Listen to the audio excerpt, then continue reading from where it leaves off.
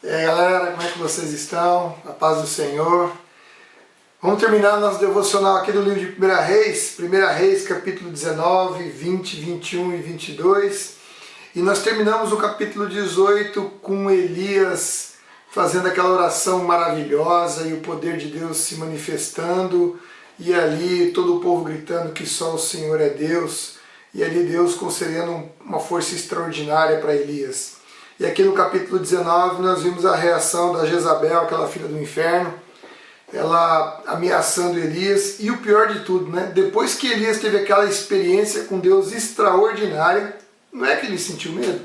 Olha só, não é que o Elias sentiu medo? Então você vê que o medo é uma coisa comum, né, no ser humano, às vezes por conta das nossas fragilidades emocionais, espirituais, físicas. Nós somos frágeis, você tem que ter isso na sua mente. O que nos fortalece é a presença de Deus. E aqui foi um momento em que Elias acabou se sentindo frágil, fragilizado, e ele pegou e sentiu medo, e dali ele fez uma jornada até o Monte Horebe, até o Monte Sinai. Para você ter uma noção, é uma jornada de 320 quilômetros, por isso que ele demorou 40 dias e 40 noites. Mas, olha, sentir medo não é algo, não é um pecado você sentir medo, mas permanecer no medo, esse sim é um pecado. Nós não podemos jamais permitir que o medo ele habite na nossa vida, ele continue na nossa vida. Ele pode até aparecer, mas ele não pode continuar. Porque lá em 1 João 4,18 diz que no amor não há lugar para o medo. Então aqueles que sentem medo é porque o amor de Deus não foi aperfeiçoado em seus corações. Aqui Elias ele fez essa jornada de 320 quilômetros até o Monte Horebe, e quando chegou lá, Deus disse para ele para que ele saísse e ficasse diante dele no monte. E Deus, e ali houve 3 manifestações sobrenaturais, que obviamente Deus poderia ter se manifestado nessas coisas, né? Nessa manifestação da natureza. Mas Deus não estava no vento, Deus não estava no terremoto e Deus não estava no fogo. Porém, Deus veio num suave sussurro. Deus, com muito amor e com muita graça, ele chega para Elias, que estava ali depressivo, que estava ali deprimido, que estava com um sentimento de autocomiseração, com dó dele mesmo. E aí Deus pega e fala para ele assim: olha, o negócio é o seguinte, presta atenção, vou dar a real para você aqui agora. Volta pelo caminho de onde você veio. Preste atenção no que Deus está falando. Deus está dizendo: volte para o ponto onde você se desviou. Deus não pula lição, querido.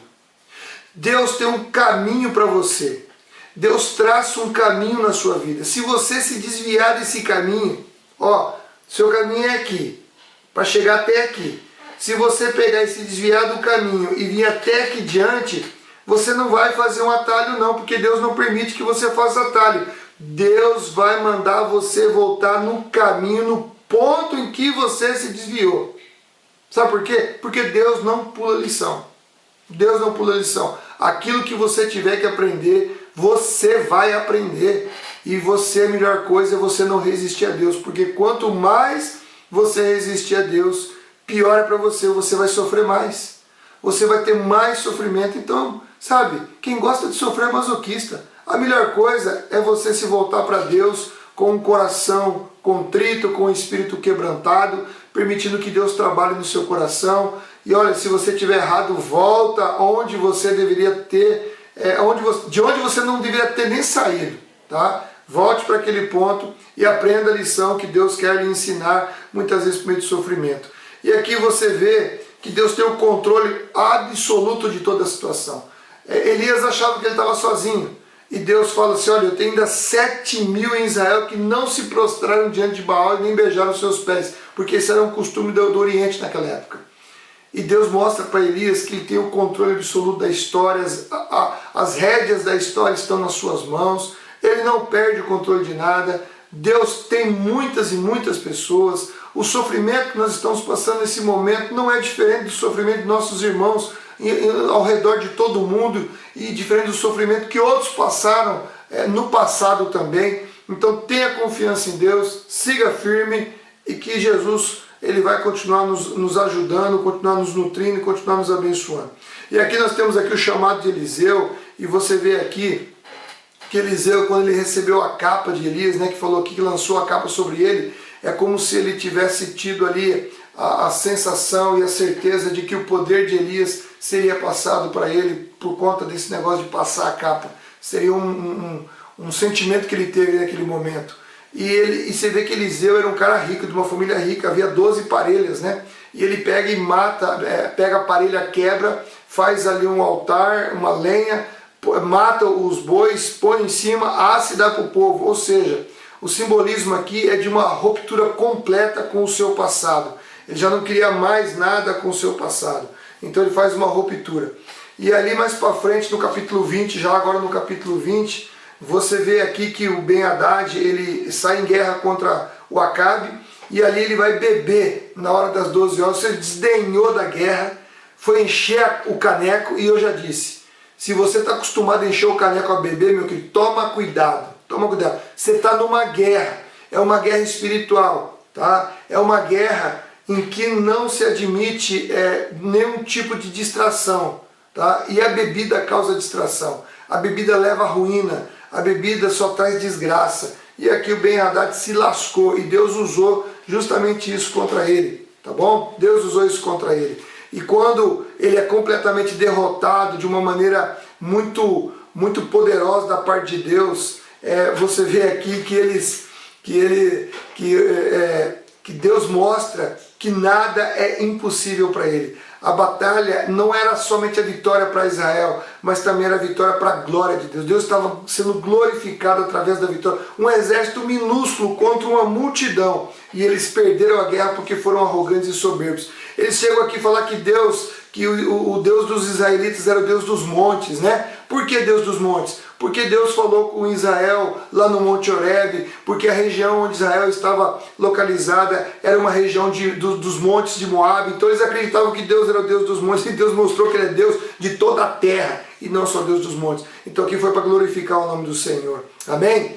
Olha só, tem uma outra coisa aqui também, que depois o Acabe, ele, muito embora o Ben-Hadad todo derrotado, todo lascado, ele vai lá para poder se render para Acabe, e Acabe, ao invés de acabar com ele, matar ele, que era a ordem de Deus, ele vai lá e faz um acordo, ou seja, ele não confiou plenamente em Deus. Por que eu estou falando isso para você?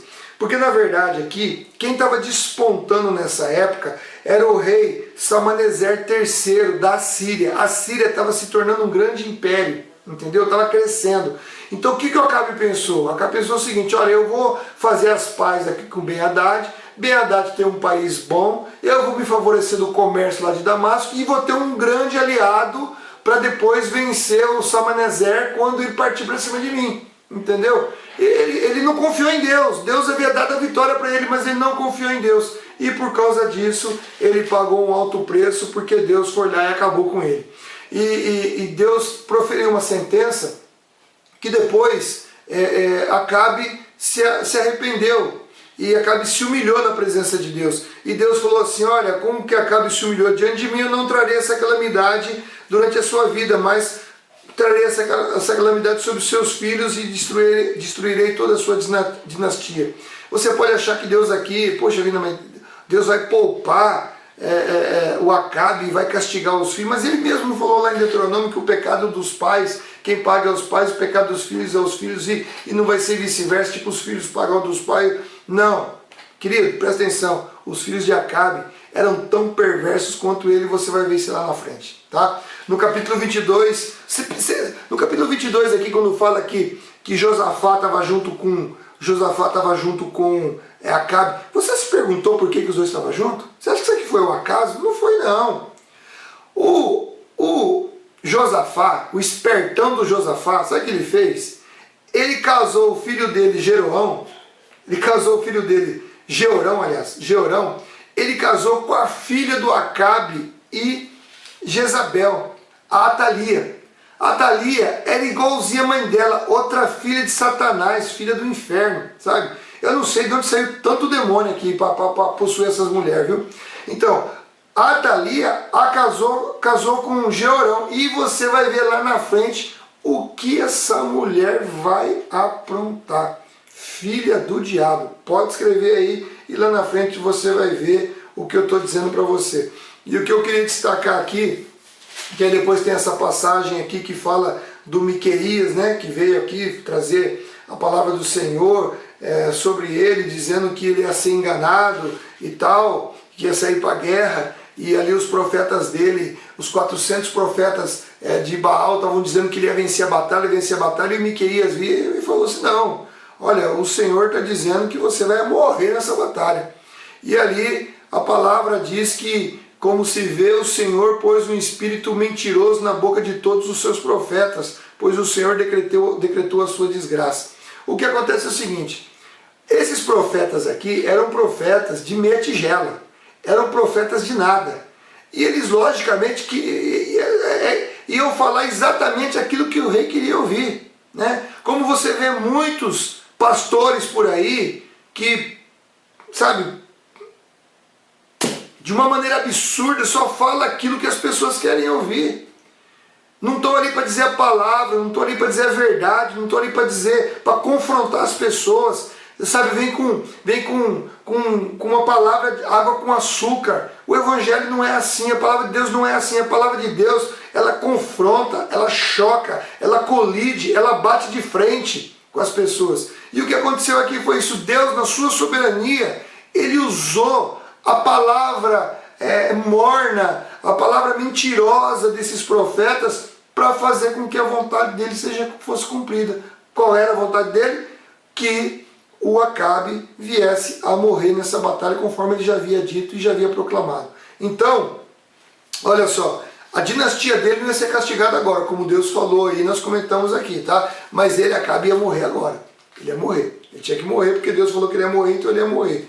Então você vê aqui que Deus usou a soberania dele através do conselho dos falsos profetas para cumprir a vontade de Deus. Então você vê que Deus é tremendo, Deus é maravilhoso. Os planos de Deus, como disse Jó, eles não podem ser frustrados. Então a melhor coisa para mim e para você, sempre eu digo isso e sempre vou repetir, é uma coisa que está no meu coração, é você se arrepender sempre. Você está sempre na presença de Deus, orando todos os dias, lendo a palavra todos os dias, aprendendo todos os dias, sendo confrontado todos os dias, ter um espírito contrito, aliás, um coração contrito, um espírito quebrantado, para quê?